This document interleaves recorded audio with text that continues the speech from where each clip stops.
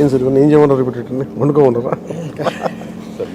It's amazing. ఇది మీరు పూలు కంటే కూడా ఇది ఇస్తే బెటర్ అని చెప్పేసి నిజంగా ఎవరికొకళ్ళకి ఇవ్వచ్చు సార్. చాలా మందిగా పేదవాళ్ళకి. అనాథాశ్రమాలకి ఇవ్వచ్చు. చాలా నా రిక్వెస్ట్ కూడా అందరికీ, చాలామంది విగ్రహాలు, శాల్వాస్ ఇవన్నీ తీసుకొస్తూ ఉన్నారు.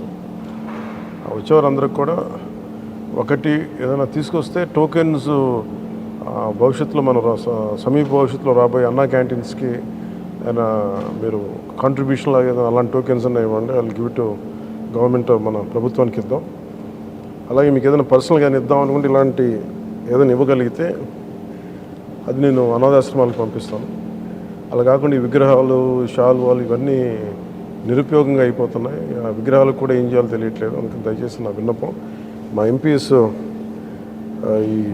ఇది స్టార్ట్ చేశారు, ఇనిషియేట్ చేశారు. ఇట్లా మనస్ఫూర్తిగా వారి స్ఫూర్తిని తీసుకొని అందరిని దయచేసి కూరగాయలు ఇవ్వమని కాదు కానీ ఫ్లవర్ బుకేస్తో మనీ వేస్ట్ చేయొద్దు, విగ్రహాల కోసం ఇబ్బంది పడద్దు, షాల్స్ కూడా తేకండి. నా రిక్వెస్ట్ ఒకటి. ఏదైనా చేయగలిగితే, నాకు చేయకపోయినా పర్లేదు కానీ అట్లీస్ట్ అది ప్రజలకిను కష్టాలు ఉన్న వాళ్ళకి ఉపయోగపడేలా చేయండి. More than happy for that. Thank you sir. Thank you very much.